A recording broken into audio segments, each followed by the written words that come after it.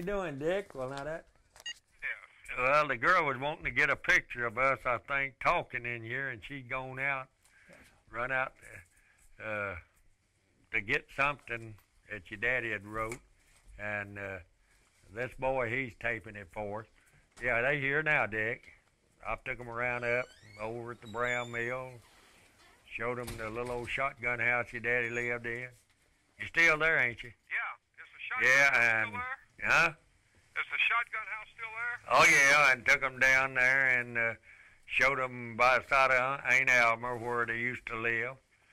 And I took them over to Cabarrus Mill, showed them all the Brown Mill, you know, and over at Cabarrus Mill, and where the home guard used to stop me going down the street. Then I took them down to Gibson Mill. Then I took him up to the graveyard, and he got out in the rain. It'd been pouring down rain up here, Dick. And he got a picture of your daddy's grave and his name and all, and your mama's grave. Yeah, he got a picture of all of them, and then he went around and got a picture of the cannon's plot, you know. Yeah. So they here now, getting questioned from him now. Yeah. And anything that you know that I ain't told them. Well, I don't have any idea what you've told them. Well, I told them about everything I know. Well, tell them all we both know it won't take any longer. Do what? Tell them all we both know it won't take any longer. I told them I imagine you had a bunch of stuff for your daddies, you know. I've got some stuff at Daddy's. I've got some pictures and a few papers. And yeah, you got a picture. Is that you had got that picture of him and President Truman? Or, no, well, Johnson, ain't it? I had a picture of him and Truman, him and John Kennedy, and so forth and so on. Yeah, well, I know that somebody, I don't know, one of these around here may have it. Maybe my son or somebody had one of him and President Johnson and all together. Well, my son Lynn has a framed personal letter from John F. Kennedy wrote to Daddy. Yeah, has a signed framed personal letter wrote to him by John F. Kennedy. Yeah. Well, that's good. Maybe they ought to come down to Louisiana and see you. They've been taping me now, I don't know, all evening, and this is the third time, twice they've been here with the cameras. Yeah. And I'm going out to Hollywood for keep on. Well, you're going to take, whose place out there, Clark Gable? Oh, yeah. Now, do you know anything, Dick, that you could tell me about your daddy that maybe... I told him, I said, now, your daddy didn't do too much organizing right around here, did he? He went out of town most of the time. Now, he done some made some speeches and things like that. But he was not didn't work as much around here as he did out of town. Like the Cone Mills and some of them up around Greenburg. The only time I remember he worked around there was when we lived over there with Grandma and the union was voted down. Yeah. Well, I remember the strike. I don't remember what year that was. Well, one of the strikes was 33. That's when Daddy went to work for the union. Yeah. Well, now, didn't your daddy did he quit and go to the union, or did he get fired over the union? He got fired and blackballed. That's what I think. He got fired and blackballed. And if I ain't mistaken, him secretary of the local union. Yeah, if I ain't mistaken, he was living in the shotgun house. That's when he moved in China Robinson's house down on White Street. Huh? The mill threw him out of the shotgun. That's what I'm talking about. He made him move from the shotgun house, and he moved down there in China Robinson's house. That ain't Albert, you know. That's right. Yeah. And then y'all stayed up there with my dad and mom some, you know. And then he lived on Coral Street. But I didn't go around all them places and show him that. But I forgot whether he went with the union before he got fired. I know him and several got fired. He got fired and blackballed. Yeah.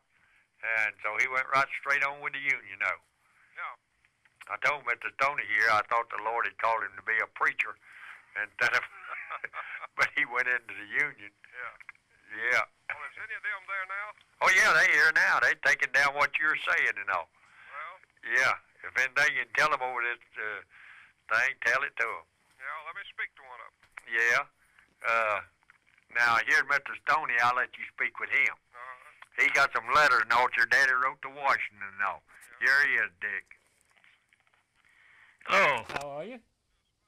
Thank you for talking with us. Let me tell you something that might make you sick. Okay. My father had intended to write a history of the rise of the Textile Workers Union. He had gathered a file case full of materials, the original documents of union contracts, of letters where the National Guard broke on strikes, etc., etc., etc.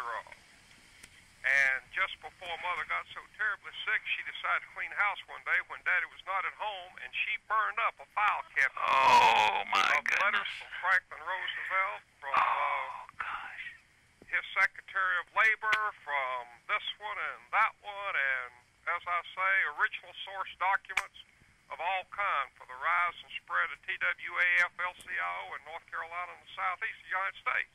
Good Lord. Why did she do that? She just decided to clean house one day, and she burned them. Oh, goodness. And that was the closest thing to a divorce in my family I ever saw.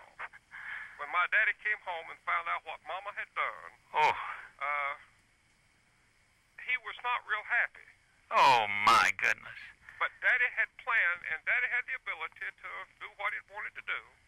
But Dad had planned to write a history of the rise of the Textile Workers Union in the southeastern United States, and had spent several years in his spare time gathering source documents for his research. Well, you know how much we need that material now. That's the reason I'm saying it. Probably make you sick to tell you.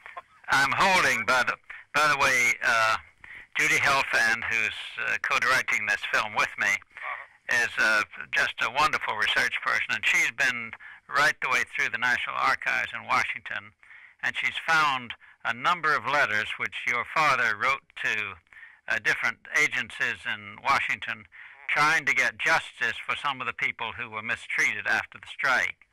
I'm holding in my hand right now one he wrote from the Hotel Charlotte on September the 18th, 1935.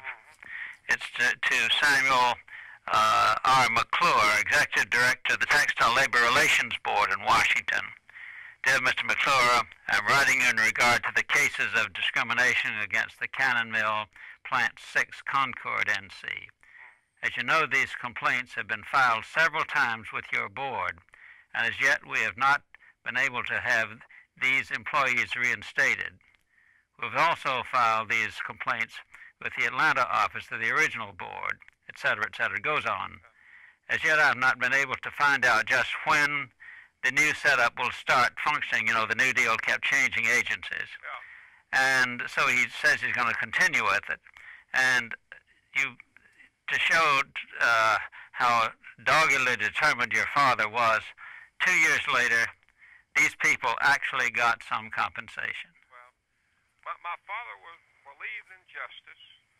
My father taught me to desire an education. I have 4 earned degrees from accredited institutions of higher learning, and my father is the one who pushed me. I think the happiest day of my daddy's life, or his happiest day, was the day I walked in and handed him a letter that said, "Dear Richard Lisk, you have completed your final requirements for your doctorate degree. Graduation will be." Oh, I bet he was proud. And Mother used to fuss because Daddy studied textile engineering by correspondence. And Mother used to complain Daddy would work a 12-hour shift at the mill from 6 to 6 and then come home and study 4 hours every night before he went to bed. And Mother said that she had seen the time when the only thing they had for Sunday dinner was a boiled potato, and when Daddy had 3 socks, not 3 pair, 3 socks. But Daddy would spend 10% for savings, or he'd put 10% of his salary in savings, and buy a book to read. So that's the kind of man Dad was. Well, I think we're going to want to talk to you personally if we can. You have any plans to come this way? No, I don't.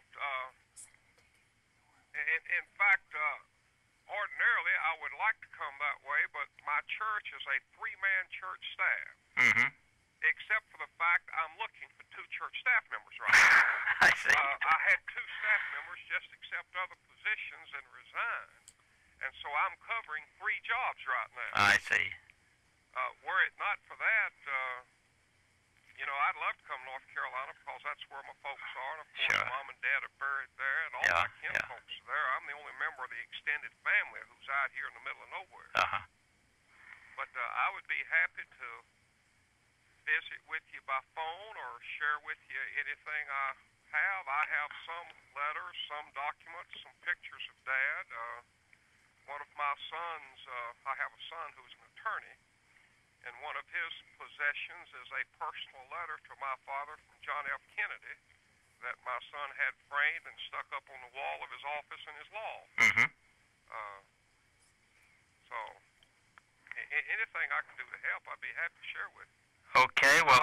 You probably are aware of it, but if you would like, not directly, my father was not directly involved, but if you want a picture in a microcosm of what took place with the general strike in what have you, 33, examine the strike of the Firestone plant in Gastonia. Mm-hmm. I wrote and I don't have a copy of it, I threw it away, but I wrote as a senior English project when I was working on my bachelor's degree, a research paper on that. I had to write a research paper, and my father was involved in it, so I had, the resources. Mm-hmm. But in microcosm, that strike will share. That was in the 29 strike? Yeah. Uh-huh. We'd like very much to see that. But the University of North Carolina Press had one book that detailed in detail names and what have you, how the powers that be were used to break the strike and what have you, and how the National Guard came down and arrested a man chained to a light post, charged him with rioting, disturbing the peace, and destruction of property, and sent him to prison. Mm-hmm. So he was chained to a light post when they arrested him. You remember the name of that book? No, I don't. I just remember it came out of the University of North Carolina Press, and like I say, this was when I was working on my. How long ago was that? I graduated from college in 1953. So it'd be around the early 50s then. Yes. Mm-hmm. Well, we're going to be looking that up. But I'd be happy to visit with you or share, anything I could. I don't know where you need any pictures of my father years ago. We certainly do. Now, would you consider maybe flying up here and spending a day with us? If we could work it out, I'd be happy to do it. Okay. Let me call you back tonight. We'll figure out when we can do it and when you can do it, and let's see if we can't do that. I think it would be a very good thing for this film. Okay. I will be my time now. I'm an hour off of your time there in Concord. Right. And I will be home tonight at approximately 9 o'clock my time. Okay, so we're to call you around 10 o'clock our time. That's correct. Good. And we'll see what. And like I say, I'll work with you any way I can. Great. Now, just a moment. I'm going to. Say again? Just a moment. Wait. I'll be with you in just a minute. Could you ask him one question just for the benefit of Yeah. this? Hold on just a minute. And then give the phone back Yeah. to Frank because Yeah. Jamie's going to Okay. make it continue Yeah. talking because Okay. Jamie's going to need some cutaways. Yeah. And just give me a second to retape this Okay. because it's falling. Could you hold on just a moment? We've got to change the tape. I'm sorry. Well, okay. I hope this all makes sense. All right. Later. Let me make sure. Ooh. Search, I can understand that. You understand that. Good. This piece of tape is Okay. coming off. Do I have another piece of tape? Here. Okay. Okay? 1 second. 1 second. But these letters, it's fascinating to see how doggedly your father followed this and how even-tempered he was on paper. Oh, yes. Okay. Could you? My father was very even-tempered. He told me one time, he says, you gain very little as a rule when you lose your temper because you lose control. Yeah. Okay, Judy? Okay. Just for the benefit of this, Yeah. why did his father join? I mean, does he remember? Was he there? Does he remember anything? He must have been a kid. Just for our sake, do your remember your father joining the Union? No, my father joined the Union about the time I was born. Yes, I see. I was born 27 December 31. Yeah, that's so that it was just after that then, yeah. Right. Okay, just a moment. We're going to turn you back to gentleman here. Uncle Frank, mother's brother. Dick, hi, Joanne, and all I'm doing. Doing fine. Yes. Lynn is practicing law in Little Rock. Yes. And Ricky is in college. Yeah. But everybody's doing fine. Well, Mama's doing all right, ain't she? Say again? Mama's doing all right, ain't she? I call you wife, Mama. Yeah. Mama's doing fine. That's good. Mama's doing fine. Well, Pat and them ain't even come down there next month, ain't they? Yeah, they're planning on coming down. Yeah. And we're looking forward to having them with us. Yeah. No, I told him you could give him a lot of information about your dad that I can't do. Yeah, I don't even remember how far did your daddy go. I said, I know one thing, he self-educated himself a lot. Oh, yeah. How did he go in school? You remember, Dick? Say, how high did Daddy go to school? Yeah. 6th grade. Yeah. Did you get that? Yet he had same as a lawyer. He had studied law and everything. And so they asked me a question. I didn't know. I didn't know where your daddy finished high school or what. Daddy started the 7th grade, but had to quit school right after school started. Yes. And so I didn't know, but I told him I know one thing. He self-educated himself. He knows law just same as a lawyer. Yeah. Because I was up at Greensboro one time, that old patent we had, and Herman Combs was in there, you know, the owner of the mill. And the telephone rang, and it was Red over there. Somebody called him and told him that Red was over there at the old Henry Hotel, and said, old Herman said, get somebody over there right away. That D. Red List will have him signing a paper before you know what he's signing. Yeah. Old Herman Matt, he didn't know Red, my brother-in-law, you know. Yeah. And, he was just snorting going on. And me and my daddy was sitting there. He was my brother-in-law and my daddy's son-in-law. Yeah. Well, Dick, I guess they got enough of me talking to you here. And so, are you going to come up here when they talk to you? Well, if they want me to come up, we can work it out. I'll be glad to come up and spend the day with them. Well, I think they'll work it out with you. Okay. Yeah, and so, Dick, have a good night and a good day, and we'll talk to you later. Okay, bye-bye and God bless. Okay, same to you. Yeah, you talk about a real educated boy. He got all kind of doctors and degrees and all on him. His daddy went to the 6th grade. But yet he knows as much law as a lawyer down here. That's right. He was telling me that the happiest day of his father's life was when he came in with a letter saying that he got his PhD degree. Yeah. Yeah, when Dick, his boy got the PhD degree. Yeah. He pastored a church in England, some his boy did. Yeah. And I think he went to school over there, college over there, some in England. Well, I he think, got all kinds you of see, degrees. this is going to make a nice circle. Because another thing that... Excuse me. Yeah, sure. Hello? Well, I wondered if you'd got home. Well, I'm up here packing out. Let me call you back later. These folks here. I just got through talking to Dick and Dick Lisk, and they're taping what he said and all. Okay, I'll talk to you later on. Bye-bye. But you see, so many people have been almost ashamed of the people, of being associated with people in the Union, you see. And this is a very clear case of the exception, so I want to make that loop. That's what I'm trying to get here. Yeah, I know what you're talking about. You take Red, like I said, went to the 6th grade. But he had pictures of his daddy with several presidents. Some of the, he knew the Congress, senators, all like that, you know where. Yeah. Also, he could talk with them just I'm sure you know it, but he was telling me about how his father went to night school and learned textile engineering. Yeah, his father, I'll tell you about Red. Red had him a bunch of law books and all at home there, and he studied. Yeah, he had to get anywhere in the Union, you know, to work himself up. And he knew how to draw up contracts and things like that with the mill company.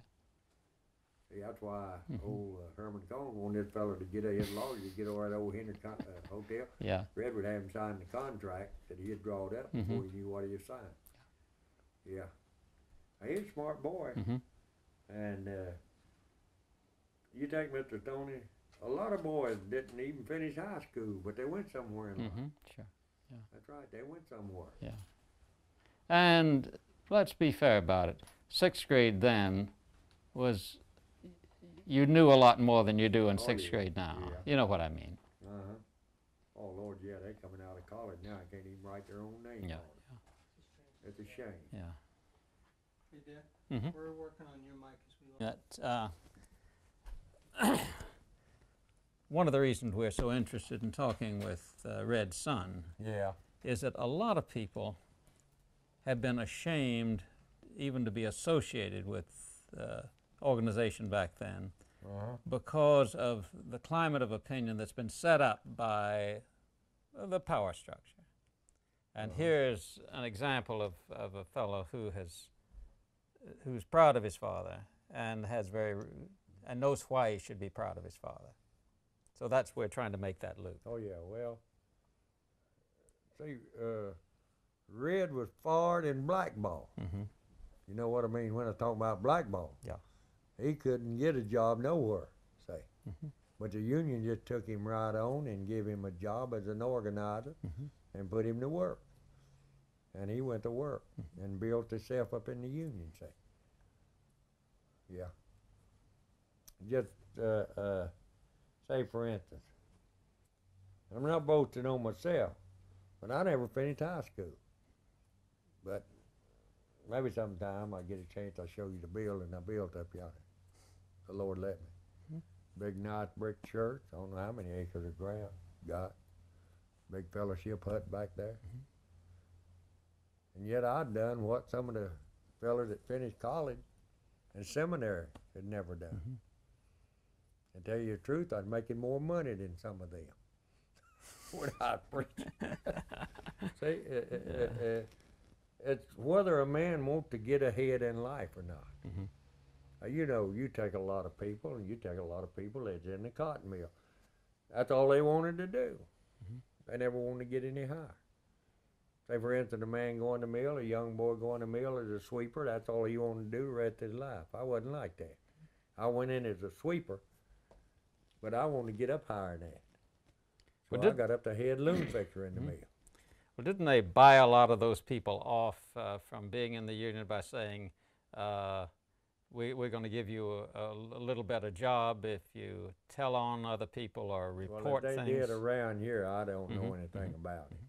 I don't know anything about that, but people were afraid to talk to just anybody about the union because you would have some go out to the office or go out and think that they was getting in with the... You see, some of the cotton mill people were like any other group. If I squeal on this one or that one, you know, then they'll think more of me and they'll promote me up, you see, like that. And so you didn't know who hardly to talk to. Because my overseer told me his own self, said, Frank, you better watch out. See, we good friends. Said, you better watch out, they're talking about you out in the big office. And I said, you mean to tell me that these people don't want no better than what they got?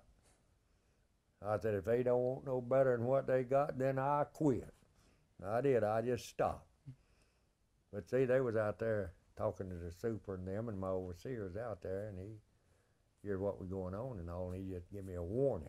See. Was that a trouble for the union, the snitches? That's right. Yeah. See, now, the time we had a meeting down at Hotel Concord, tell you about that, they was some across the street over there watching. They were watching who went in the hotel and who didn't go in the hotel. And it was mighty easy back then for them to find out something to fire you about. It didn't have to be the union. You just think you're doing your job right or you done something wasn't right, and here you go. So that they had a lot of fear in people, say. It wasn't that they didn't want to, that they had a fear in them because of losing their job and having to move. So you know kind of how you'd feel in a position like that. They had you across the barrel in a way. Yeah. Well, now, we were talking with a woman the day before yesterday. She was a good, hard-working person. She went to night school. She got ahead, but her loyalty was not to people she was working with, but to the people who own the mills and the wife of the owner who helped their club and so forth. Why did some people go one direction, some another? Well, they thought they'd going to get something out of the company, you know. If they went along with the company, get something, you know, they get better jobs, or they do a little something for them. And some people just thought it was great for the owner of the mill to come by and shake their hand. I don't know why. I always said they put their breeches on like I put mine. Now that's the truth. Yeah. There's some people tickle them to death that the president of the mill or vice president come through and stop and shake his hand, you know. Boy, you trot around like a King Tut. But I don't know. Been a long time ago. Yeah. What made you different? Well, I wanted something better. Mm-hmm. But you didn't want to eat crow to do it, to get better, huh? I don't understand what you well, mean. I mean, some people wanted to get better, so they kind of sucked up to the boss to make that jump. No, I didn't know. I felt like the union would make a better way forward, you say, if we had somebody doing talking for us. See, in a way, I had nobody to talk for me, or the people in the mill had nobody to talk for. But I knew when we got a union in there, see, I done been taught that. We could pick us out a shop steward. And the boss man couldn't just tell you had fought over anything. You could take him to the shop steward or go before your shop steward, and he'd bring it to a board and let them decide whether you should be for it or not. So I found out these things, you see. Where did you get your ideas about a union? Well, my dad always believed in a union. Though he never was in one, they never had one. But he always believed in it. And then there my brother-in-law, he got into the union, you see. But I always believed in trying to do something to better myself. But you got into the union right after that big fuss down in Gastonia where the communists came in and organized things. And so it was kind of associated with radicalism and foreign people and so forth. Well, the one that was around here wasn't like that. As far as I know, we didn't have no foreigners in here, you know. If we had, I think that'd have been about that would have stopped it right then. Yeah. But the old boy that come to see me, excuse me. Hello?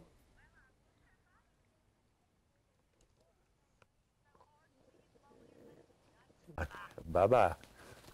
Yeah. I have my daughter, another daughter. I keep check on her dad. Yeah. But so are we talking about the idea of unionism being associated with communism? no, they didn't even back along when the union going on, there wasn't too much communism like there was a little later on. And we didn't even think about communism. No, I was thinking about the union helping us. No, I don't believe in communism at all. I don't believe in that. And but what I was wanting to see is somebody to talk for us. See, we had nobody to talk for us in the mill. And I knew if a union got in there, though it might have costed a little something, but I believe that it got us better wages and would have had somebody to stood up for us. Well, now, we were talking with an owner recently, and he said, these people who worked in my mill were mountain people, they were independent, Scotch-Irish independent, and they wanted to speak for themselves. They didn't believe in a union. Well, now, not at first, but later on, there's a lot of folk did, not a lot, but they had a lot of people from up and north around Wilkes-Barre and West Jefferson all come down and County Mill went to work. We didn't have all that over here at the Brown Mill. But there's some, you know, they didn't come in droves, but they're about starved to death, I think, up in the mountain. They're looking for something better. Yeah. And they came down here and got them jobs at the mill. And then another thing, it hurt the union too. You see the people in the country begin to come in town and work in the mill. Well, here's a man out in the country, here's a farmer, and he's working in the mill too. I had one man to tell me that he did now, but he'd never spent a check that he drawed at the mill. He'd making his living on the farm. He's putting all he made in the mill in the bank, you see. So there's another thing that hurt. These farmers, they didn't go along, most of them didn't go along for it because they were working their farm plus drawing a salary in the mill. Well, we have a number of letters written to Washington complaining, saying, why is it that they fire us and keep hiring all those farmers? Because the farmer could continue to work his farm and work in the mill and save that money, you see. He could save his money he made the mill. That's one farmer told me that he had never spent a check or even cashed a check since he'd been working in the mill. He'd just take and put it in the bank. So that's why a lot of them would be in hard. So they know they could be independent on their farm. And they didn't have to worry about being fired and run off of the mill hill out of their house. I wonder if you've heard this kind of thing. We know that during the Depression, particularly early part of the Depression, there was so many people looking for jobs. And with the boll weevil so bad around here, many more people had to leave the farm. And so there were evidently a line of people outside the mill every morning looking for jobs. Oh, they were. I looked out the window a lot of time, and on Monday morning you'd see 30, 40, 50 people out there standing around trying to find a job. I used to walk down the railroad and see boxcar come by, people from up north coming down this way hunting jobs, and people down this way going up north hunting jobs. It was hard to find one. Things was bad along then. Yeah. One fellow said that he was complaining about something, and his foreman said, look, son, there's a barefoot, hungry guy out there at the gate ready to take your job. Well, that's about right, too. Yeah. And another thing about it, too, it wasn't a boll weevil so much with the farmer coming in here. He just making more money. When I was a young fella, just a boy, lived on the farm. There wasn't no farmers worked in the mill. And they the one, some of them, the one called me lint head and lint dot. See, when we moved out in the country, my dad had a 103-acre farm out there. And I think my dad had a part in some of them people coming back to mill work, because he started coming back to the mill working in the winter time, you know. And he didn't have to depend on the mill. My dad didn't have to depend on the mill, yet he was a union man, which there wasn't nobody trying to get a union then. But we're making our living out on the farm. So these folks from the farm come to town, wasn't much the boll weevils, it was the money, say. I remember my beginning of the Depression for me in my own head. I grew up in Winston-Salem, and I was selling magazines in the offices, you know, as a kid, just in high school. And I remember being in a stockbroker's office. This was before the crash, and it was in the Reynolds building. And I looked down out of the window, down into the street, about 5 stories below. And the whole block was full of people.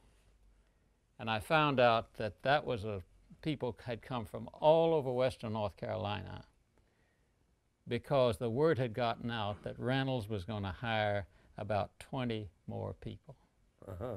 And people had come from whole Piedmont, North Carolina, crowding in. But you know, Mr. Stoney, now, a lot of people said they had a rough time, and the Hoover days, the hardest time they ever had, they said.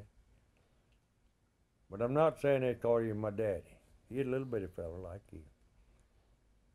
But he said, son, if you don't make but $1, save a dime of it. He told me he had better time during the Depression than any other time. It had saved him a little money. Mm-hmm. Well, he could go throw and buy a dozen eggs for a nickel.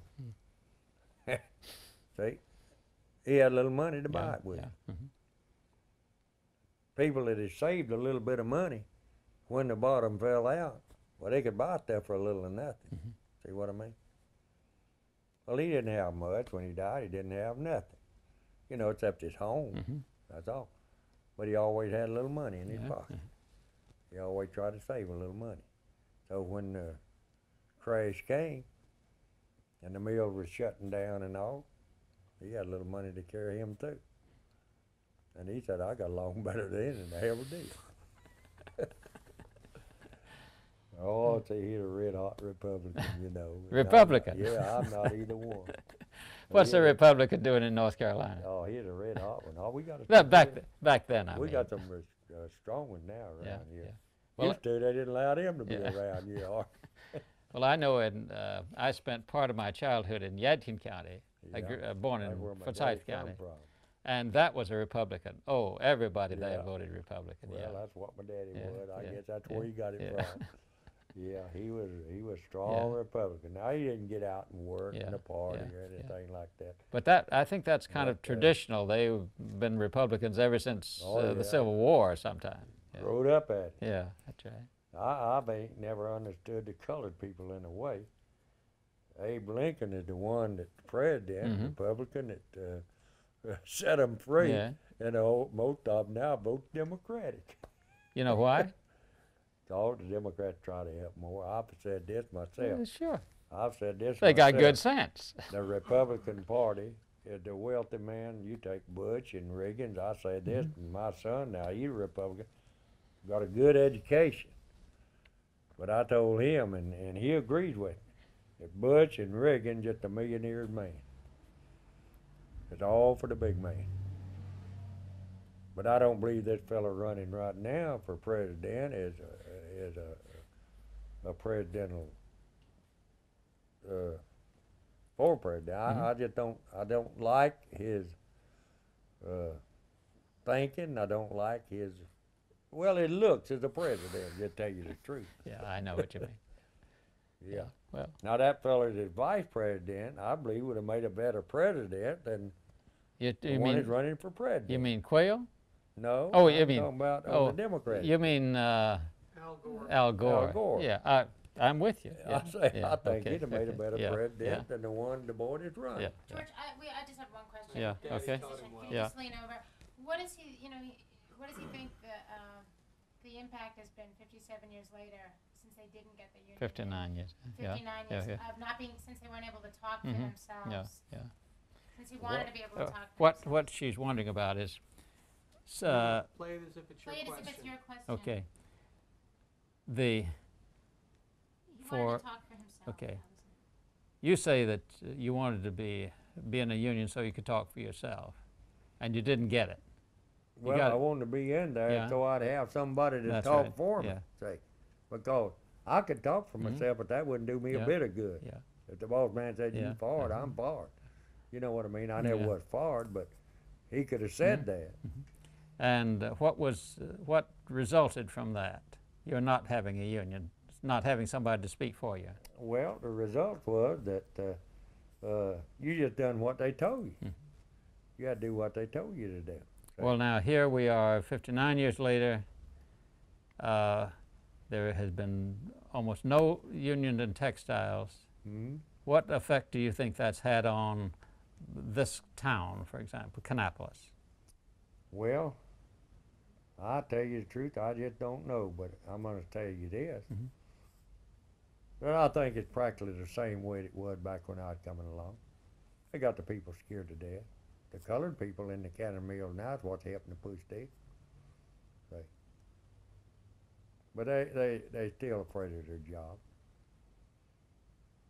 And like I say, you don't have to mess up or do something, join a union to get fired. They will But find they can another. always find an excuse to get shut out. Yeah. See, that's the way the old thing been rocking for years and years. That's why the county mills are not organized right now. That's why they didn't win that last election. It's because, you see, they always know how to find something. And another thing, too, about county mills right now, the reason they're going stronger with union now than they ever have, they ain't all in county mill up there. You got a lot of farmers, like you said. You got a lot of different people from outside of Kannapolis, not living in the county mill houses, you see. And so they can vote union, and if they farm, why, they still got their home to live in. They've also got their car payments and their That's house right. payments Yep. and all those other expenses. But they don't blackball them now like they did when Red come out. They may farm, but they go down here somewhere else maybe and find them a job. Yeah. I've And got a lot of these old boys in the mills, you see, there's a lot of them, they learn to do mechanic work and stuff like that on the side. And if one get far, it comes out, he goes out here and opens him a shop or something. See what I mean? Don't be too sure that they don't blackball them now. Well, if they ever get shit out of you, they do blackball you. That's right, they got you on their list, county mill. If they ever get shit out of you, they got your name on the list. Yeah. But now my first wife's uncle, he led a picket line down there at the Gibson Mill where we were. Had about 200 in it. Well, they fired him. I might have told you about this. And he went up to the mountains. I believe he left here and went to the mountain and married a woman in the mountain, finally come back down here. And they wouldn't give him a job. One day he was uptown there and he just walked down there to Mr. Charlie Cannon's house, rung his doorbell. Butler come to the door, and my wife's uncle's name was Ed. He preached some too. And he was a self-educated man. And he said he'd like to speak with Mr. Cannon. The butler said, wait just a moment. And he went back and said, come right on, follow me. And he led him out on the sun porch, Cannon's house down here town. And old Ed told me, he said, I didn't have but one cigarette, and I offered it to him. Said, you know, that joker took my last cigarette. And but said, we sat there and talked a long time. Now, Ed was a self-educated man. He could talk, see. And so he told Mr. Cannon, said, I'll come by here to see if I could get a job back down at that mill where I'd worked at. Said, yes, sir, Mr. Kinley, you can get you a job. Said, there'll be one down there tomorrow for you if you want to go to work.